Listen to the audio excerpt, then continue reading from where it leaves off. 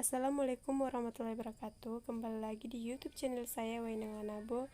Di video kali ini saya akan membahas mengenai sistem informasi. Jadi langsung saja ke pembahasannya.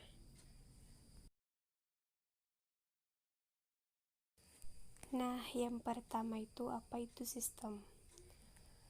Sistem adalah kumpulan elemen-elemen yang saling berkaitan dan bekerja sama untuk memproses masukan atau input yang ditujukan kepada sistem tersebut sampai menghasilkan keluaran output yang diinginkan. Jadi di sini ada menurut para ahli. Menurut para ahli, pengertian sistem adalah gabungan objek yang memiliki hubungan secara fungsi dan hubungan antar setiap objek secara keseluruhan menjadi suatu kesatuan yang berfungsi. Selanjutnya, pembahasan yang kedua yaitu model umum dari sebuah sistem.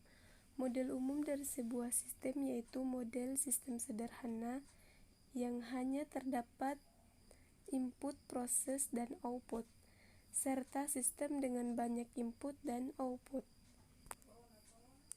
Selanjutnya, pembahasan yang ketiga yaitu karakteristik sistem. Di sini karakteristik sistem terdapat 8 karakteristik. Yang pertama yaitu komponen sistem. Suatu sistem terdiri dari sejumlah komponen yang saling berinteraksi, yang artinya saling bekerja sama membentuk satu kesatuan. Dan yang kedua, batasan sistem. Batasan sistem atau boundary merupakan daerah yang membatasi antara suatu sistem dengan sistem yang lain atau dengan lingkungan luarnya. Yang ketiga yaitu lingkungan luar sistem. Lingkungan luar sistem atau environment adalah apapun di luar batasan dari sistem yang mempengaruhi operasi sistem. Yang ketiga yaitu penghubung sistem. Penghubung atau interface merupakan media penghubung antara subsistem dengan subsistem lainnya. Melalui media penghubung ini memungkinkan sumber daya yang ada mengalir suatu sistem ke subsistem lainnya. Yang kelima yaitu masukan sistem. Masukan atau input adalah hasil dari energi yang dimasukkan ke dalam sistem. Masukan dapat berupa masukan perawatan atau maintenance input dan masukan signal atau signal input. Yang keenam yaitu keluaran sistem. Keluaran atau output adalah hasil dari energi yang diolah dan diklasifikasikan menjadi keluaran yang berguna, dan sisa pembuangan keluaran dapat merupakan masukan untuk subsistem yang lain.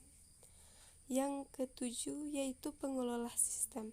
Suatu sistem dapat mempunyai suatu bagian pengelola yang akan merubah masukan menjadi keluaran.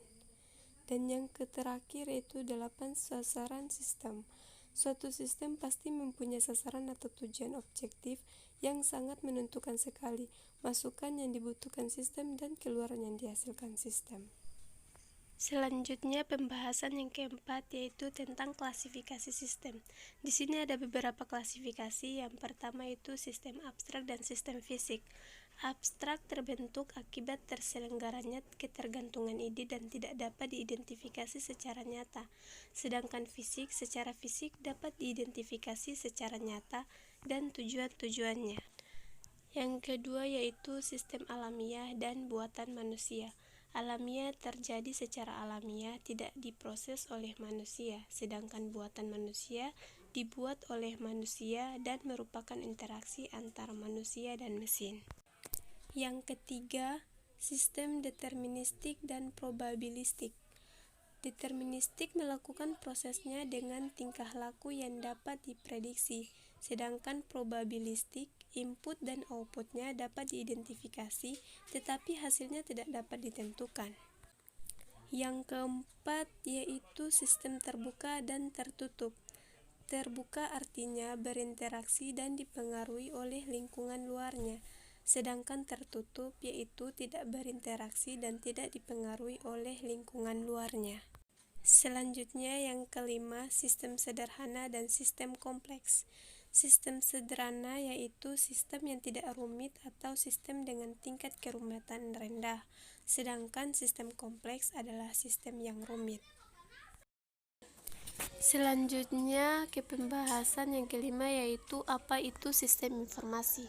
Sistem informasi adalah kombinasi dari teknologi informasi dan aktivitas orang yang menggunakan teknologi untuk mendukung operasi dan manajemen sehingga menyajikan informasi yang dibutuhkan. Selanjutnya pembahasan yang keenam, yaitu contoh sistem informasi di sekitaran Anda.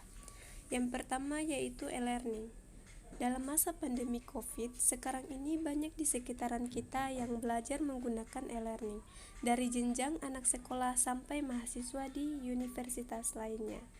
E-learning merupakan sistem informasi dalam bidang pendidikan, dengan penerapan sebuah data yang diproses dan disebarkan melalui teknologi.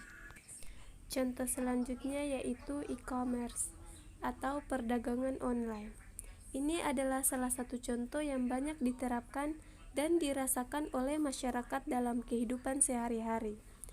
Perdagangan online ini, cara kerjanya juga mempermudah proses perdagangan yang ada. Metode kerjanya pun mudah, di mana seseorang hanya perlu memasukkan pencarian barang yang diinginkan lalu pilih beli. Nanti komponen sistem informasi berupa output akan muncul, yakni barang yang dibeli tadi. Contoh selanjutnya yaitu booking online.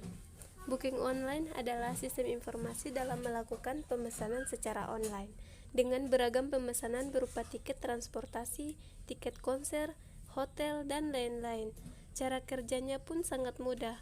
Seseorang hanya perlu memilih hal apa yang ingin dipesan secara online. Nantinya seseorang tersebut akan mendapatkan bukti berupa pemesanan yang berhasil dilakukan. Pembahasan yang selanjutnya yaitu tentang komponen sistem informasi. Di sini ada beberapa komponen sistem informasi. Yang pertama, perangkat keras atau hardware, yaitu mencangkup peranti-peranti fisik seperti komputer dan printer. Yang kedua, perangkat lunak software atau program, yaitu sekumpulan instruksi yang memungkinkan perangkat keras untuk dapat memproses data. Yang ketiga, prosedur, yaitu sekumpulan aturan yang dipakai untuk mewujudkan pemrosesan data dan pembangkitan keluaran yang dikehendaki. Yang keempat, orang atau manusia, yaitu semua pihak yang bertanggung jawab dalam pengembangan sistem informasi, pemrosesan, dan penggunaan keluaran sistem informasi. Yang kelima, basis data atau database, yaitu sekumpulan tabel, hubungan, dan lain-lain yang berkaitan dengan penyimpanan data.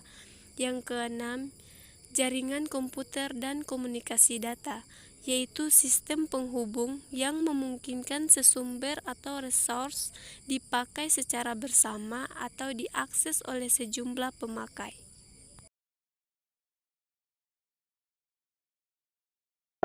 Itulah penjelasan tentang sistem informasi. Terima kasih telah menonton video saya.